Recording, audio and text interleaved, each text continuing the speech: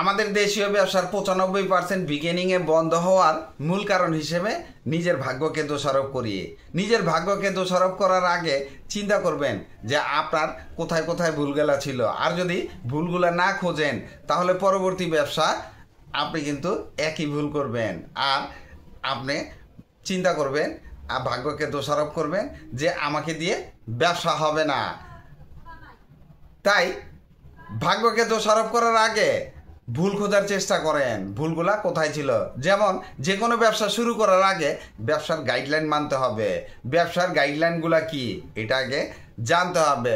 যেমন আপনি কি পণ্যের ব্যবসা করতে চাচ্ছেন, যে জায়গায় ব্যবসা করতে চাচ্ছেন ওই জায়গায় আপনার এই পণ্যটা চলবে কি না, প্রাইমারি সার্ভে করা যে ওই এরিয়ায় আপনার ওই পণ্যটা চলবে কি না, কত টাকা পুঁজি লাগবে, আর প্রফিট মার্জিন কীরকম থাকবে, এই সমস্ত চিন্তা ভাবনা করেই আপনি আপনার ব্যবসা শুরু করবেন।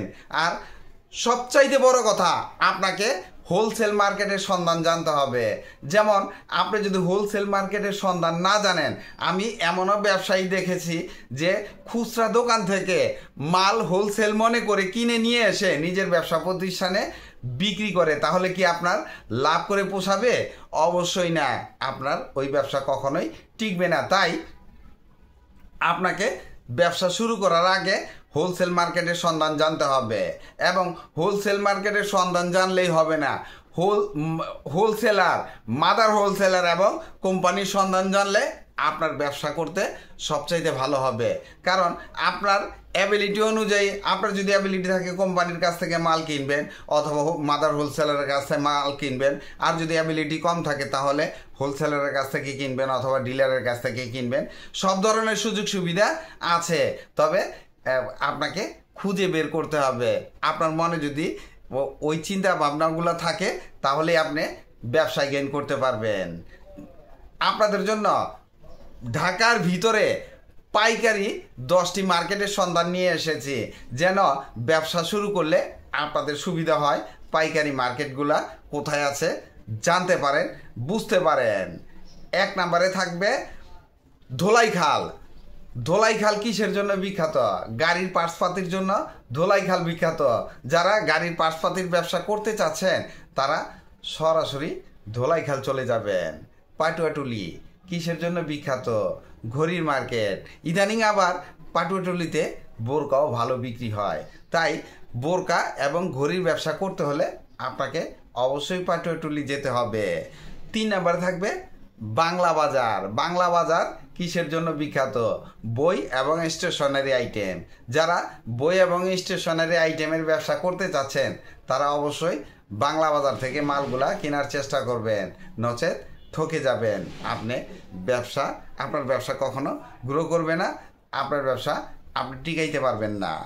ইসলামপুর কাপড়ের জন্য বিখ্যাত। সারা দেশ থেকে কাস্টমার ইসলামপুরে আসে কাপড় কেনার জন্য।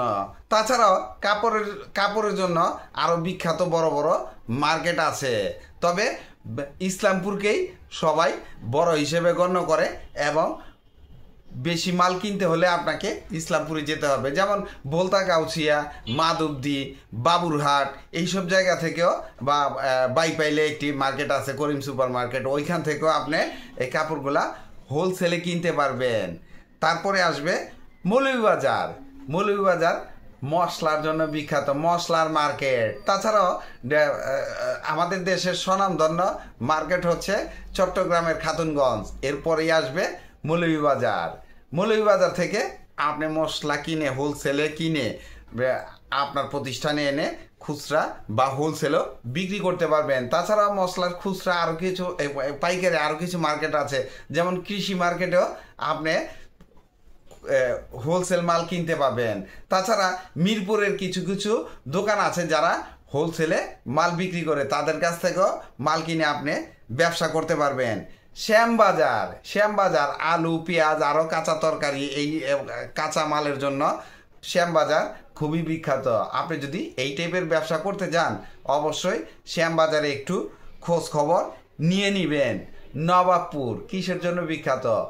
মেশিনের পার্টসপাতি, কৃষি যন্ত্রাংশ, আরও অনেক কিছু আছে যা আপনি না গেলে বুঝতে পারবেন না। তাই মেশিনের পার্টসপাতি, মেশিনারি, বিভিন্ন মেশিনারি বা কৃষি যন্ত্রাংশের জন্য আপনি নবাবপুরে দেখতে পারেন। নবাবপুরের বিভিন্ন মার্কেট আছে, এইখানে কয়েক হাজার দোকান আছে, যেসব দোকান থেকে বিভিন্ন পার্টসপাতি বা হার্ডওয়্যারের আইটেমও ওইখানে আপনি পেয়ে যাবেন। যাত্রাবাড়ি, যাত্রাবাড়ি কিসের জন্য বিখ্যাত বলেন তো? যাত্রাবাড়ি বিশাল একটি মাছের আড়ত আছে। তাছাড়াও মাছের আড়ত আপনি কারণ বাজার পেয়ে যাবেন, সোয়ারিঘাটে পেয়ে যাবেন, মিরপুরেও মাছের আড়ত আছে, বা তাছাড়া আবদুল্লাপুরে বড় মাছের আড়ত, বাইপাইলে মাছের আড়ত আছে।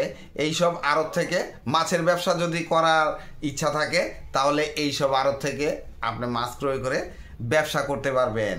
চকবাজার, চকবাজার কিসের জন্য বিখ্যাত বলেন তো? কি নাই চকবাজারে? আপনাকে খুঁজতে হবে যে কোন পণ্যটা চকবাজারে পাওয়া যায় না। এমন কোনো পণ্য নাই যা চকবাজারে পাওয়া যায় না। তাই যে কোনো পণ্যের ব্যবসা করার জন্য আপনি চকবাজারে খোঁজ করতে পারেন। বাদামতলি কিসের জন্য বিখ্যাত? বাদামতলি বিখ্যাত ফলের আড়ত এবং চাউলের আড়তগুলা এই বাদামতলিতে অবস্থিত।